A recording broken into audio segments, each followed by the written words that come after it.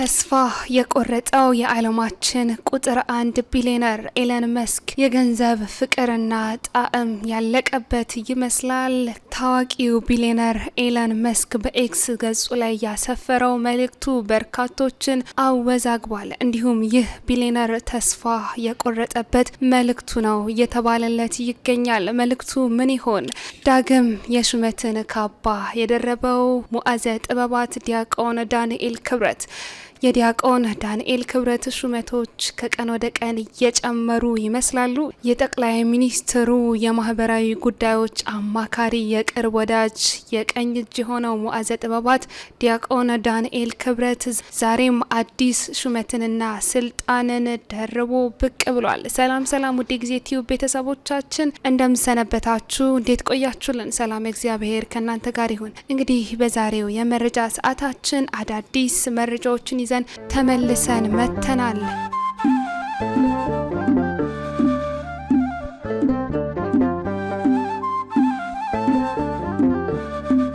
እንግዲህ በዛሬው የመረጃ ሰዓታችን ከዓለማችን ቁጥር 1 ቢሊየነር ኤለን መስክ ተስፋ መቁረጥ እስከ ሙዓዘ ጥበባት ዲያቆን ዳንኤል ክብረት ሹመትና ስልጣን የምናስቃኛችሁ የዓለማችን ቁንጮ ባለሀብት እየተባለ የሚጠራው ኤለን መስክ የሀብት መጠኑ $800 ቢሊዮን ደርሶ ታሪክ በሰራበት በዚህ ወቅት እንግዲህ እጅግ አነጋጋሪ የሆነ መልእክትን በኤክስ ገጹ ላይ አስፍሯል። ኤለን መስክ ባሰፈረው በአጭር ጽሁፍ እንግዲህ ገንዘብ ደስታን አይገዛም ያለ ሲሆን ማንኛውም ሰው ስለምን እንደሚናገር በእርግጥ ያውቅ ነበር ሲልም ገልጿል። ይህ የቢሊየነሩ ንግግርም በሀብት ማማ ላይ ሆኖ የሚሰማውን ባዶነት የሚያሳይ ነው ወይንስ ደግሞ ሌላ ትርጉም አለው የሚሉ ሀሳቦችም ብዙዎችን እያከራከረ ይገኛል። ተከታዮቹም እንግዲህ ኤለን መስክ ባሰፈረው በዚህ መልእክቱ ላይ እጅግ አስቂኝ አስተያየቶች እየሰጡ የሚገኙ ሲሆን ከመልእክቶቹ መካከል ከሀብቱ በላይ ሰላም ይበልጣል በሚልና ለእኛ ሰተን እኛን ሞክረው የሚሉ አስቂኝና አስገራሚ መልእክቶችንም ለኤለን መስክ እየመለሱለት ይገኛሉ። እንግዲህ ገንዘብ ደስታን ሊገዛ እንደማይችል ከረፈደም ቢሆን የተረዳው የዓለማችን ቢሊየነር ኤለን መስክ ገንዘብ ደስታን ሊገዛ አይችልም። ይህንንም ተናግረው የነበሩ ሰዎችም ልክ ነበሩ። የገንዘብ ክምር ምንም አይነት ደስታን አያመጣም እያለም ይገኛል። እስኪ ስለ ኤለን መስክ ትንሽ እንበላችሁ። ኤለን መስክ እንግዲህ የተወለደው ታላቁን የነጻነት ታጋይ ባፈራችውና ባፈለቀችው በነ ኔልሰን ማንዴላ ምድር በደቡብ አፍሪካ የተወለደ ሲሆን አባቱም ነጭ ደቡብ አፍሪካዊና እናቱም ደቡብ አፍሪካዊ ወይም ካናዳዊት እንደሆነች ይነገርለታል። ልጅነቱ ምን ይመስል ነበር ተብሎም ሲጠየቅ የአንድ ነጭ ደቡብ አፍሪካዊ ልጅነትን እንዲሁም አስተዳደግንና ኑሮን ህይወትን በማሳለፍ ያደገው ኤለን መስክ በእርግጥም ገና በ10 ዓመቱ ነበር ከኮምፒውተር ጋር የሙጥኝ ብሎ የተለያዩ ድንቅ የሆኑ ስራዎችን መስራትም የጀመረው። በ12 ዓመቱም አንድ ትንሽዬ ኮምፒውተር ጌም ፈጽኖ የነበረው ኤለን መስክም ይህንኑ የኮምፒውተር ጌምም $500 በ12 ዓመቱ ሽጦት እንደነበርም ይነገርለታል። ኤለን መስክ እንግዲህ በዓለማችን ካሉ ቢሊየነሮች መካከል ለራሱ የተጋነነ አመለካከት ያለው ቢሊየነር ነው እየተባለ የሚገለጽለትም ሲሆን በ2015 ዓመተ ምህረት በፈረንጆቹ በ2015 ዓመተ ምህረት አሽሊ ቫንስ የተባለ ሰውም መጽሐፍ ጽፎም ይህንኑ እውነትም ጠቆም አድርጎም አልፏል። መጽሐፉ ኤለን መስክ ላይ ያተኮረ መጽሐፍም ሲሆን ከብዙ ጥናት በኋላ ይህ ደራሲ ኤለን መስክን ሲገልጸው በ3 ሐረግም ተናግሮ እንደነበር ተገልጿል። ተጋፋጭ፣ ሁሉን አውቃለሁ ባይ እንዲሁም ደግሞ ስለ ራሱ የተጋነነ አመለካከት ያለው ቢሊየነር ነው በማለትም ገልጾት ነበር። ኤለን መስክ እንግዲህ ቅጣምባሩ የጠፋበት ዳንስ እንደሚችልና ይህንንም ደጋግሞ እንደሚያዘወትርም ደራሲው ጠቆም አድርጎ ያለፈ ሲሆን ኤለን መስክ ይህ ተጋፋጭ ባህሪው እንዲሁም ደግሞ ሁሉን አውቃለሁ ለኔ ተውት ባይነቱ በተለይም ስለ ራሱ የተጋነነ አመለካከት መያዙ ብዙዎች የሚስማሙበት ሀሳብም ሆኗል። አንዳንድ የህይወቱ ሰበዞችም ሲመነዘሩ ወይም ሲመዘዙ ለምሳሌ 3 ጊዜ አግብቶ የፈታው የዓለማችን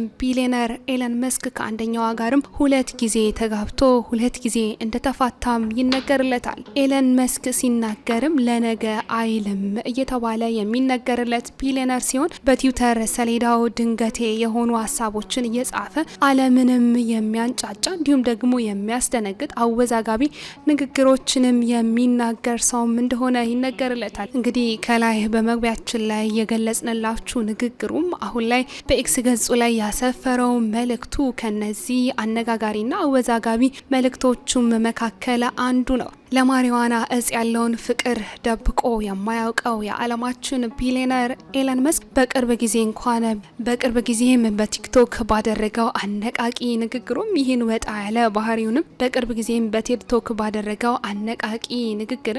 ወጣ ያለ ባህሪውን እሱም ጠቆም አድርጎ አምኖ ተቀብሎ ያለፈ ሲሆን ኃጢአቶቼን መቁጠር ከጀመራችሁ በምድር ላይ እንደኔ መጥፎ ሰው የለም፣ ነገር ግን በጎ ተግባሬን መቁጠር ስትጀምሩ ደግሞ ኃጢአቶቼን የሚያስተሰርዩ ሆነው ታገኛላችሁ በማለትም ተናግሯል። የዓለማችንን ቁጥር አንድ ባለ ሀብት የነበረውን የአማዞኑን ጄፍ ቤዞስ በብዙ ቢሊዮነሮች ጥሎት የበረረው ኤለን መስክ በአሁኑ ሰዓትም አንጡረ ሀብቱ የሚዳሰስ የማይዳሰሰው ተጨምሮ 800 ቢሊዮን ዶላርም ደርሶለታል። እኚህን ሁሉ ቢሊዮን ዶላሮች ያካበተው ኤለን መስክ እንግዲህ በኤክስ ገጹ ላይ ያሰፈረው ገንዘብ ደስታን አይገዛም ያለው መልእክቱም ምን ያህል በህይወቱ ተስፋ እንደቆረጠና ባካበተው ገንዘብም ምንም አይነት ደስታን መግዛት እንዳልቻለም የሚያሳይ ነው ተብሎለታል። ሌላኛው መረጃችን ደግሞ አዲስ ሹመት ስለተሰጠው ሙዓዘ ጥበባት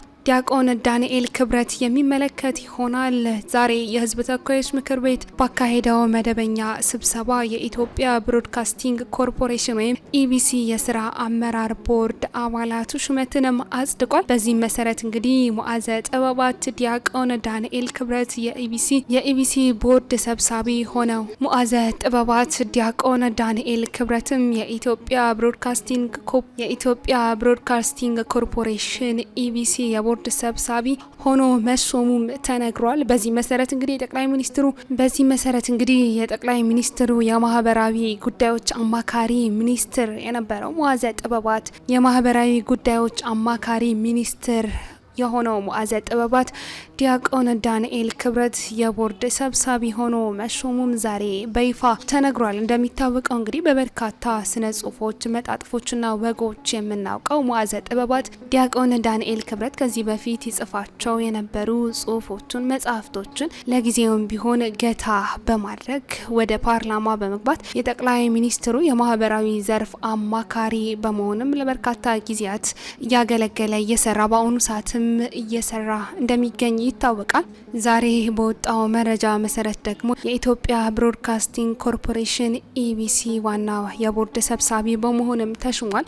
እንደሚታወቀው የኢትዮጵያ ብሮድካስቲንግ ኮርፖሬሽን እንደገና ለማቋቋም በ2015 ዓ.ም የወጣው አዋጅም የተቋሙ የስራ አመራር ቦርድ በጠቅላይ ሚኒስትሩ አቅራቢነት በህዝብ ተወካዮች ምክር ቤት እንዲሾሙም ይደነግጋል። ታዲያ የህዝብ ተወካዮች ምክር ቤትም ዛሬ ባካሄደው መደበኛ ስብሰባው ለኮርፖሬሽኑ ቦርድ አባልነት እጩ የቀረቡ ግለሰቦችንም አጽድቋል። ታዲያ በዚህ መሰረት ሙዓዘ ጥበባት ዲያቆን ዳንኤል ክብረት 9 አባላት የሚይዘውን የኢትዮጵያ ብሮድካስቲንግ ኮርፖሬሽን ቦርድ በሰብሳቢነት እንዲመሩ እጩ ቀርበው የነበረ ሲሆንም ይህንኑ ሹመትም ዛሬ መጽደቅ ችሏል። ለመሰል ኃላፊነት እንግዳ ያልሆኑት ዲያቆን ዳንኤል ክብረት የኢትዮጵያ ፕሬስ ድርጅት የቦርድ አባልነት ሹመትም ለ3 ተከታታይ ጊዜያትም አግኝተው እንደነበረም ይነገራል። የጠቅላይ ሚኒስትሩ አማካሪ ለሁለተኛ ጊዜ በፕሬስ ድርጅት ቦርድ አባልነት ለመሾም ሲቀርቡ በእለቱም የፓርላማ ስብሰባው እንግዲህ ከታደሙ የህዝብ ተወካዮች ምክር ቤት አባላት መካከልም 129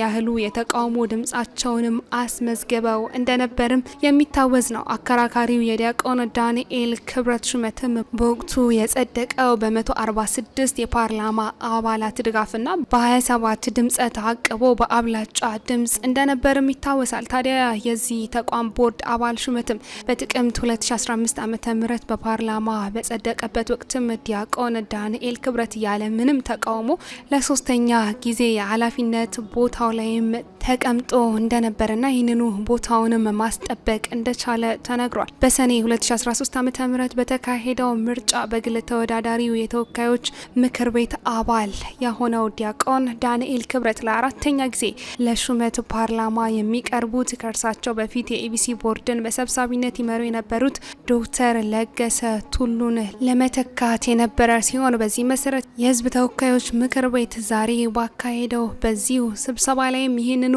ሹመትም አጽድቋል። ውድ የጊዜ ቲዩብ ቤተሰቦቻችን ለዛሬ ያዝንላችሁ መረጃችን ይህንን ይመስል ነበር። በሌላ መረጃ እስክንገናኝ ድረስ ሰናይ ጊዜ ለእናንተ ተመኘን።